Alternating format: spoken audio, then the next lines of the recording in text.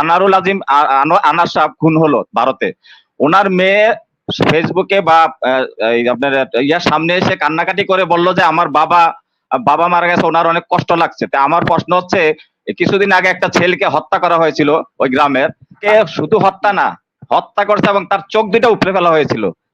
তখন তখন কি ওনার মেয়ে ওনাকে প্রশ্ন করেছিল বা দুর্নীতির জন্য ওনাকে প্রশ্ন করেছিল যে তুমি কেন এই এত বড় একটা অন্যায় কেন করলা, একটা ছেলে চোখ উপড়ে তাকে হত্যা করলা? অনেক অনেক আমাকে সুযোগ করে দেওয়ার জন্য। আমি প্রথমে যে বিষয়টা আলোকপাত করতে যাচ্ছি, যে একজন এমপি আমাদের দেশের সম্মানিত সংসদ সদস্য, তাকে নৃশংসভাবে হত্যা করা হয়েছে। তো একজন এমপি এর বিষয় না, একজন মানুষকে এভাবে হত্যা করলে সেটার প্রেক্ষিতে কোনো মানুষ আলহামদুলিল্লাহ করতে পারে না। ইসলামে তো এটা অ্যালাউ করা হয় নাই। ইসলামে একটা মানুষ মারা গেলে সে যে প্রকৃতির হোক না কেন, সে যে আল্লাহর প্রতি ঈমান রাখে, তার বেলায় মাগফিরাত কামনার কথা বলা হয়েছে। আল কোরআনে সুস্পষ্ট ভাবে এখানে আলেম মাসের একজন বলা হয়েছে, যারা আল্লাহর প্রতি ঈমান আনে নাই তাদের মাগফিরাত কামনা করো না, আল্লাহ সুবহানাহু ওয়া তাআলা বলেছেন।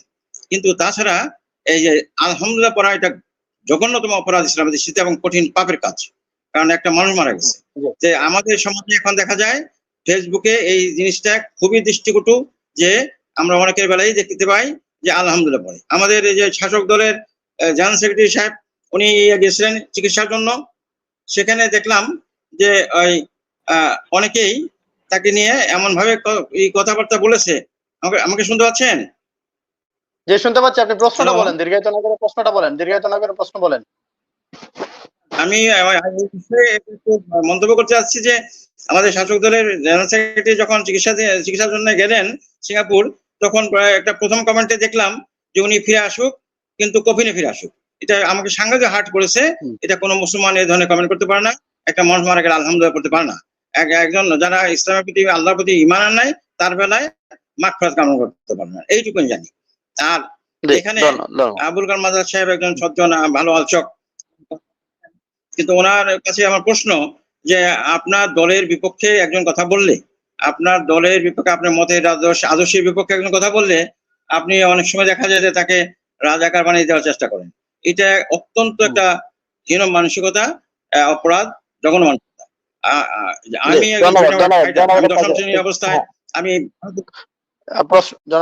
জনাব ইসলাম, প্রশ্ন না থাকলে একটু সংক্ষিপ্ত করতে হবে। শ্রাবণ চৌধুরী, আনমিউট করে প্রশ্ন করেন, কার কাছে প্রশ্ন করবেন। আসসালামু আলাইকুম ওয়া রাহমাতুল্লাহি ওয়া বারাকাতুহু। ধন্যবাদ এনামুল হক মুনির ভাই আমাকে সুযোগ করে দেওয়ার জন্য। আমার প্রথম প্রশ্নটা হচ্ছে মাওলানা হাসান হাবিবের কাছে, কারণ মামুন হাসান হাবিবের কাছে আমার প্রথম প্রশ্নটা হচ্ছে, আমরা যতটুকু জানি মুনাফিকের সর্দার যখন আবু বাইর মারা গিয়েছিলেন, তখন আল্লাহ তাআলা কোরআনের একটি আয়াত নাযিল করেছেন।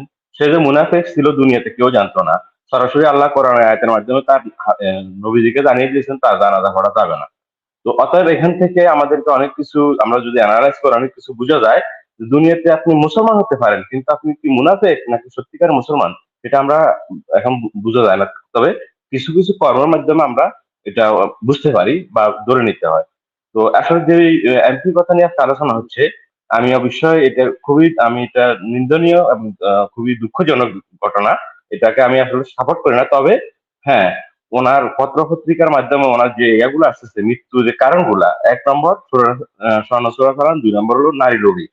তো এই জিনিসটা যদি সত্যি, আমি এভাবে বলতে চাই যে সত্যি যদি উনি নারীর লবির কারণে যদি ওখানে যান, তাহলে কিন্তু আসলে আল্লাহ ওনার জন্য কি রেখেছেন সেটা আল্লাহ মাহমুদ ভালো জানেন।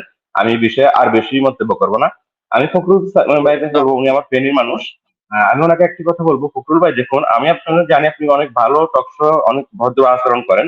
তো আজকে কেন হঠাৎ করে তানজিদ তার আপুর সাথে একটু চড়া হয়ে গেলেন, আমি বুঝতে পারি না। তবে আমি মনে করবো আপনি ভদ্রতা, ধন্যবাদ আপনাকে। জহির, জনাব জহির, আনমিউট করেন, আনমিউট করে বিষয়ের উপর প্রশ্ন থাকলে বলেন। আসসালামু আলাইকুম মনির ভাই, আপনাকে ধন্যবাদ। আমার উপস্থিত আলোচক বিন্দুকে আমার পক্ষ থেকে ধন্যবাদ। আমি আলোচনা করবো না, আমি কয়েকটা প্রশ্ন রেখে চলে যাব। আমার প্রশ্নগুলো হচ্ছে আবুল কালাম আজাদ সাহেব এবং আমি ফখরুল ইসলাম প্রিন্স ভাই, ওনার সাথে আরেকবার কথা হয়েছিল। ওনার কথা, উনি আসলে একদম অরিজিনালি একজন আওয়ামী লীগ করে হলো, ওনার মধ্যে ভদ্রতা দেখেছি আমি অনেক বেশি। যাক, আর এরপর আমি প্রশ্নগুলো করছি, আমি আর বেশি কথা বলবো না বেশি। এক নম্বর হচ্ছে তারেক জিয়া কতটা মামলার আসামি আমাদের আবুল কালাম আজাদ সাহেব বললেন। তাহলে শেখ হাসিনা কয়টা মামলার আসামি ছিল? 14টা মামলার আসামি ছিল। উনি ক্ষমতায় আসার সাথে সাথে সাথে প্রতিটা মামলা খারিজ হয়ে গেছে। 2 নাম্বার, দুর্নীতিতে 5বার বিএনপির আমলে চ্যাম্পিয়ন। এই প্রথমবার চ্যাম্পিয়ন কে করেছিল? সেটা 2001 সালে বিএনপি ক্ষমতায় এসে সম্ভবত মে মাসের দিকে, মে বা জুনে। আর দুর্নীতিটা প্রকাশ হয়েছে 2001 সালেরই সেপ্টেম্বর, অক্টোবর বা নভেম্বর, ডিসেম্বরের দিকে। তাহলে এটা কিন্তু 2000 সালের দুর্নীতির শ্বেতপত্র। তাহলে একবার যদি একটা দেশে দুর্নীতিবাজ ঢুকে যায়, তাকে সামলাতে অনেক সময় ব্যাক পেতে হয়। এটা হলো আমার একটা প্রশ্ন, যেটা কিভাবে ওনারা করে গেছিলেন, কিন্তু বারবার বিএনপির উপরে চাপানো হয়।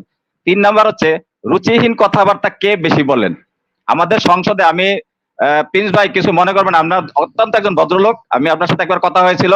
আমি যে বলতে চাই, সংসদে দাঁড়িয়ে বেগম খালেদা জিয়া, তারেক জিয়া এবং আমাদের শহীদ রাষ্ট্রপতি জিয়াউর রহমান সম্পর্কে সরাসরি ওনাদের নেত্রী প্রধানমন্ত্রী শেখ হাসিনা সরাসরি কুরুচিপূর্ণ মন্তব্য করে থাকেন।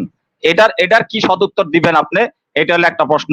আর 2 নাম্বার হচ্ছে আর আমি এই যে নতুন করে যে আনোয়ারুল আজিম আনার সাহেব খুন হলো ভারতে, ওনার মেয়ে ফেসবুকে বা আপনার ইয়ার সামনে এসে কান্নাকাটি করে বলল যে আমার বাবা মারা গেছে, ওনার অনেক কষ্ট লাগছে। তা আমার প্রশ্ন হচ্ছে, কিছুদিন আগে একটা ছেলেকে হত্যা করা হয়েছিল ওই গ্রামের, তাকে শুধু হত্যা না, গ্রামবাসী এসে বলছিল তাকে ছেড়ে দেন, প্রয়োজনে আমরা সবাই আওয়ামী লীগ করবো, আওয়ামী লীগকে ভোট দেবো। বলছিল আমার তোমাদের মতো লোক আমার দরকার নাই, আমার আওয়ামী লীগ করার মতো লোকের অভাব নাই।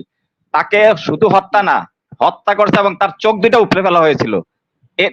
তখন কি ওনার মেয়ে ওনাকে প্রশ্ন করেছিল, বা দুর্নীতির জন্য ওনাকে প্রশ্ন করেছিল যে তুমি কেন এই এত বড় একটা অন্যায় কেন করলা, একটা ছেলে চোখ উপড়ে তাকে হত্যা করলা? আর 7 নম্বর প্রশ্ন, এটা আমার শেষ কথা। জামাত নেতা ওনার একটা কথা বলছেন যে একজন লোক মারা গেলে কেন ফেসবুকে আলহামদুলিল্লাহ বলে। হ্যাঁ, এটা অবশ্যই আলহামদুলিল্লাহটা বলাটা এটা অন্যায় একজন মুসলমান হিসাবে। ইন্নানিল্লাহ বলাটা এটা হলো মুসলমান হিসাবে একজন দায়িত্ব। কিন্তু এখানে জামাতের নেতাদেরকে হত্যা করা, অর্থাৎ ওই যে ফাঁসি দেওয়া হয়েছিল এবং সালাউদ্দিন কাদের চৌধুরীকে ফাঁসি দেওয়া হয়েছিল, তাদেরকে যখন বাইট করা হয়, তাদের অ্যাম্বুলেন্সে জুতা নিক্ষেপ করা হয়েছে, থুতু মারা হয়েছে এবং কি তাদের অ্যাম্বুলেন্সে লাথি মারা হয়েছিল। এটা কি জায়েজ ছিল কিনা? এই আমার কথা শেষ। আমি সবাইকে ধন্যবাদ। ধন্যবাদ। রফিকুল, এমডি রফিকুল, আনমিউট করে প্রশ্ন করেন। জি, আসসালামু আলাইকুম সঞ্চালক মনির ভাই, আপনাকে অসংখ্য ধন্যবাদ। আমার প্রশ্ন এখানে আবুল কালাম আজাদ ভাইয়ের কাছে, যে মৃত ব্যক্তিকে নিয়ে যদি সে ভালো করছে কি মন্দ করছে সেটা বড় বিষয় না, যদি মৃত ব্যক্তি নিয়ে যদি কোনো অন্যায় বা কুরুচিপূর্ণ কথা কয়, তার মানসিক বিকারগ্রস্ত দেখা দেয়, তাহলে আমাদের মাননীয় প্রধানমন্ত্রী এবং ওবায়দুল কাদের সাহেব, তেনারা তো জাতীয় সংসদে উঠে শহীদ রাষ্ট্রপতি জিয়া রাজাকার অনেক বিভিন্ন ধরনের কথাবার্তা বলেন, তাহলে তাদের কি কোন গ্রস্তের মধ্যে রাখা যায়?